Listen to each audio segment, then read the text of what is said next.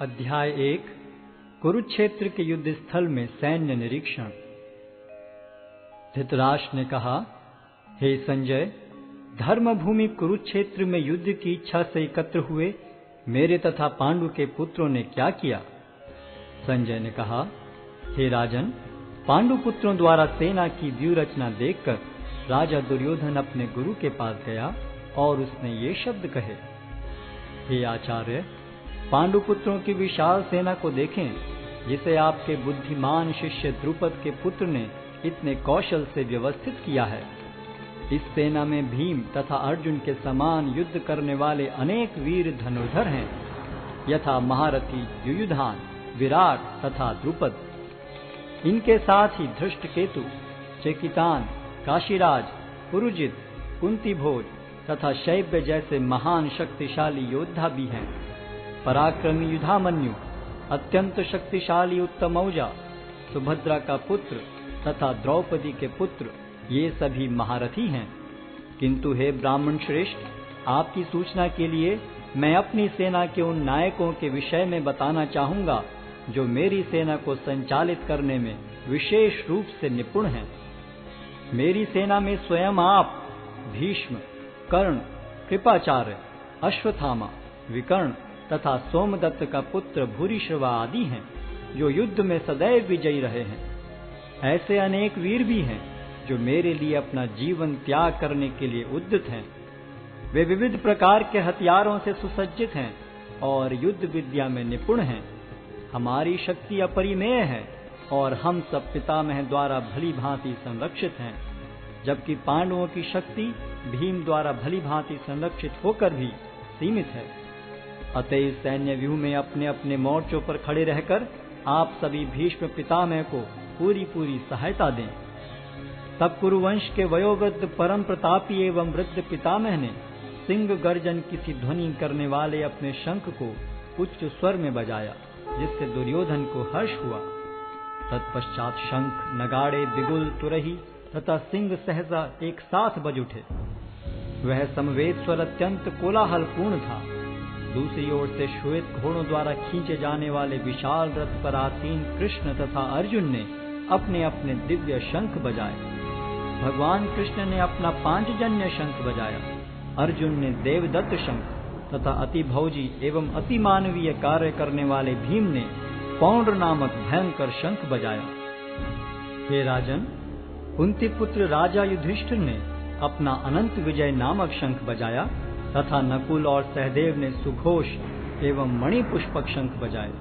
महान धनुर्धर काशीराज, परम योद्धा शिखंडी, धृष्टद्युम्न, विराट, अजय सात्यकी, द्रुपद, द्रौपदी के पुत्र तथा सुभद्रा के महाबाहु पुत्र आदि सबों ने अपने अपने शंख बजाए। इन विभिन्न शंखों की ध्वनि कोलाहल पूर्ण बन गई, जो आकाश तथा पृथ्वी को शब्दायमान करती हुई धृतराष्ट्र के पुत्रों के हृदय को विदीर्ण करने लगी। उस समय हनुमान से अंकित ध्वजा लगे रथ पर आसीन पांडु पुत्र अर्जुन अपना धनुष उठाकर तीर चलाने के लिए उद्यत हुआ।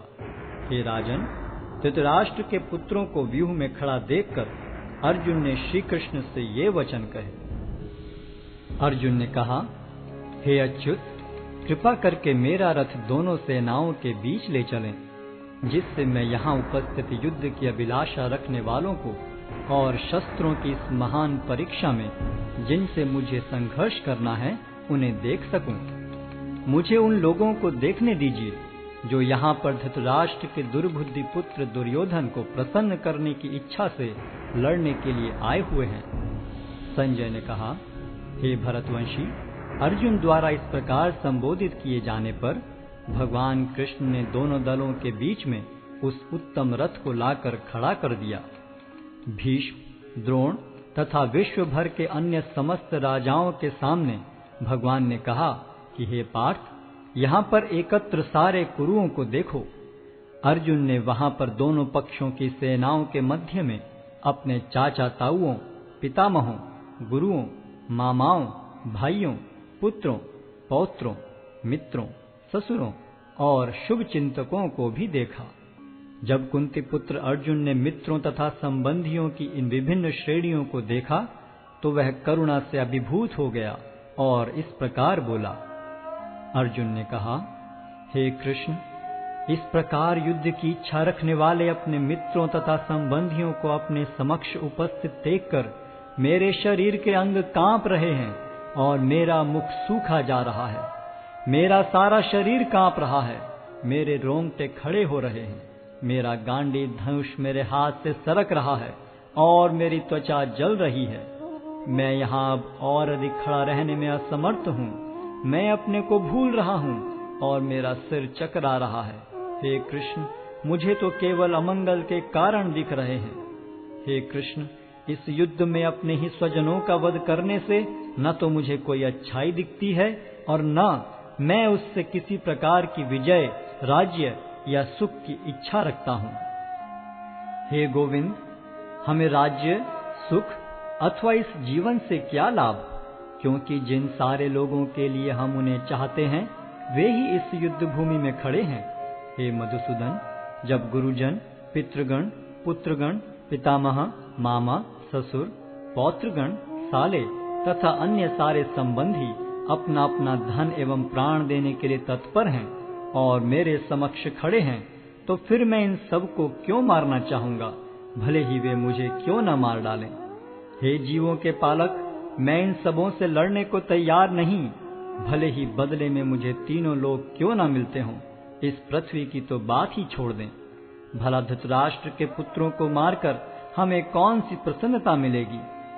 यदि हम ऐसे आतताइयों का वध करते हैं तो हम पर पाप चढ़ेगा। अतः यह उचित नहीं होगा कि हम धृतराष्ट्र के पुत्रों तथा उनके मित्रों का वध करें। हे लक्ष्मीपति कृष्ण, इससे हमें क्या लाभ होगा और अपने ही कुटुंबियों को मारकर हम किस प्रकार सुखी हो सकते हैं। हे जनार्दन, यद्यपि लोक से अभिभूत चित्त वाले ये लोग अपने परिवार को मारने या अपने मित्रों से द्रोह करने में कोई दोष नहीं देखते, किंतु हम लोग जो परिवार के विनष्ट करने में अपराध देख सकते हैं, ऐसे पाप कर्मों में क्यों प्रवृत्त हों। कुल का नाश होने पर सनातन कुल परंपरा नष्ट हो जाती है और इस तरह शेष कुल भी अधर्म में प्रवृत्त हो जाता है। हे कृष्ण, जब कुल में अधर्म प्रमुख हो जाता है तो कुल की स्त्रियां दूषित हो जाती हैं और स्त्रीत्व के पतन से हे वृष्णिवंशी अवांछित संतानें उत्पन्न होती हैं। अवांछित संतानों की वृद्धि से निश्चय ही परिवार के लिए तथा पारिवारिक परंपरा को विनष्ट करने वालों के लिए नारकीय जीवन उत्पन्न होता है। ऐसे पतित कुलों के पुरखे गिर जाते हैं, क्योंकि उन्हें जल तथा पिंडदान देने की क्रियाएं समाप्त हो जाती हैं। जो लोग कुल परंपरा को विनष्ट करते हैं और इस तरह अवांछित संतानों को जन्म देते हैं, उनके दुष्कर्मों से समस्त प्रकार की सामुदायिक योजनाएं तथा पारिवारिक कल्याण कार्य विनष्ट हो जाते हैं। हे प्रजापालक कृष्ण, मैंने गुरु परंपरा से सुना है कि जो लोग कुल धर्म का विनाश करते हैं वे सदैव नरक में वास करते हैं। ओहो, कितने आश्चर्य की बात है कि हम सब जघन्य पाप कर्म करने के लिए उद्यत हो रहे हैं। राज्य सुख भोगने की इच्छा से प्रेरित होकर हम अपने ही संबंधियों को मारने पर तुले हैं। यदि शस्त्रधारी धृतराष्ट्र के पुत्र मुझ निहत्थे तथा रणभूमि में प्रतिरोध न करने वाले को मारें तो यह मेरे लिए श्रेयस्कर होगा। संजय ने कहा, युद्ध भूमि में इस प्रकार कहकर अर्जुन ने अपना धनुष तथा बाण एक ओर रख दिया और शोक संतप्त चित्त से रथ के आसन पर बैठ गया।